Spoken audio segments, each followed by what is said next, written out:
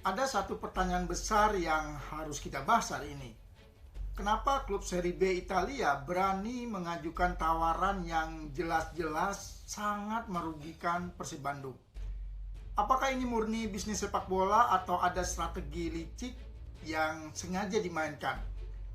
Hari ini kita akan bongkar secara terang benderang bagaimana media Italia sendiri mengkritik tawaran Pescara untuk Federico Barba. Dan percayalah, setelah menonton pembahasan ini sampai selesai, teman-teman akan paham kenapa Persib wajib menolak dan kenapa ini justru bukti Persib sudah naik kelas di mata Eropa. Tapi sebelum lanjut lebih dalam, buat teman-teman semua yang cinta Persib dan sepak bola Indonesia, jangan lupa untuk tekan tombol like, subscribe, dan komen. Nyalakan lonceng notifikasinya supaya tidak ketinggalan pembahasan eksklusif dan update panas seputar Persib, Liga 1 dan sepak bola internasional.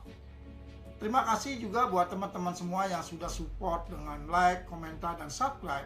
Dukungan teman-teman sangat berarti. Teman-teman, saga Federico Barba ini sebenarnya bukan isu kecil. Ini adalah kasus penting yang menunjukkan bagaimana klub Indonesia kini mulai diperlakukan serius, bahkan diuji oleh klub Eropa.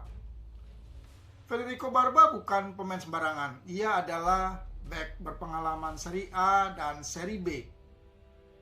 Mantan pemain Chievo, Benevento, dan Pisa. Di Persib, Barba langsung menjadi pemimpin lini pertahanan. Bukan hanya soal kualitas, tapi juga soal mentalitas dan pengalaman. Kontraknya masih panjang hingga 2027. Artinya apa? Persib berada di posisi sangat kuat secara hukum dan negosiasi. Yang menarik teman-teman, bukan media Indonesia yang membongkar ketidakadilan ini, melainkan media Italia sendiri, tepatnya Tutto Mercato Web, media transfer yang sangat kredibel di Italia.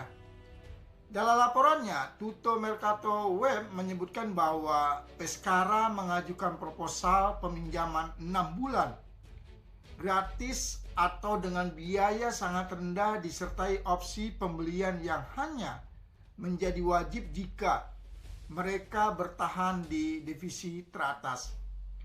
Kalau kita terjemahkan secara sederhana, Persib diminta melepas bek utamanya hampir tanpa uang, tanpa jaminan pembelian, dan dengan risiko sepenuhnya di pihak Persib. Ini bukan negosiasi sehat, ini tawaran sepihak. Mari kita bedah pelan-pelan. Persib kehilangan bek utama di tengah musim tanpa kompensasi yang layak, sementara Pescara nyaris tanpa risiko finansial. Lalu opsi kedua, pembelian hanya aktif jika Pescara bertahan di divisi atas, dan kalau gagal, Barba bisa kembali ke Persib dalam kondisi nilai pasar turun, adaptasi ulang, dan kerugian teknis.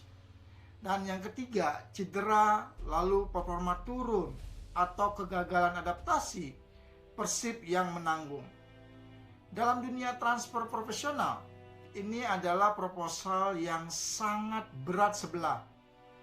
Yang paling menarik teman-teman, saya ingin menekankan satu hal yang penting. Media Italia secara terbuka menulis bahwa Pescara mencoba memanfaatkan keinginan personal Federico Barba untuk kembali ke Italia karena alasan pribadi dan adaptasi. Artinya apa? Ini bukan soal kualitas Barba.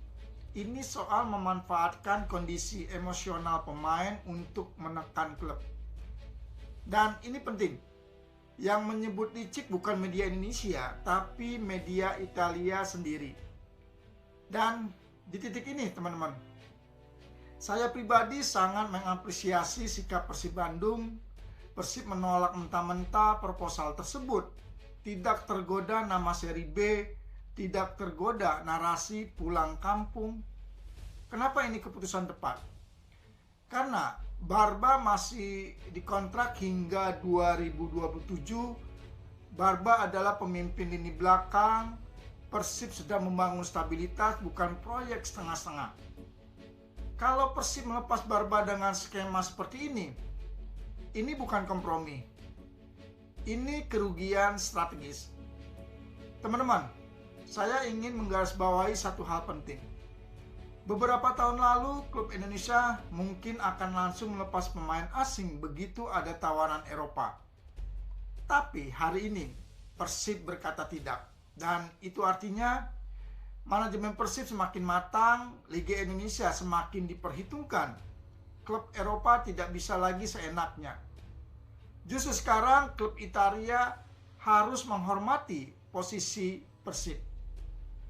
Menurut Tutto Mercato Web, Pescara memang masih mencoba bergerak diam-diam.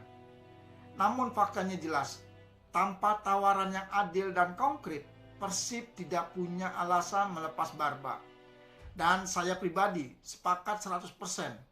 Kalau Pescara serius, datang dengan nilai transfer layak, skema jelas, menghormati kontrak, dan kalau tidak, lebih baik Barba tetap di Bandung. Teman-teman, ini bukan soal sentimen negara, ini soal profesionalisme dan harga diri klub. Persib tidak anti Italia, tapi Persib juga bukan klub kecil yang bisa ditekan secara emosional. Dan kasus ini justru menjadi pelajaran penting. Klub Indonesia harus tegas, media internasional mulai objektif, negosiasi harus adil dua arah. Jadi teman-teman semua, saga Federico Barba ini bukan sekedar isu transfer. Ini adalah cermin perubahan sepak bola Indonesia. Klub kita sudah mulai berdiri sejajar, bukan lagi di bawah. Dan selama tawaran masih seperti ini, keputusan terbaik adalah satu. Federico Barba tetap bersama Persib Bandung. Kalau teman-teman punya pendapat lain, tulis di kolom komentar. Apakah Persib sudah benar menolak atau justru seharusnya Barba dilepas? Terima kasih sudah menonton dan terima kasih yang sudah like, komen, dan subscribe. Saya Irfan, sampai jumpa di pembahasan berikutnya. Salam olahraga, salam sepak bola Indonesia.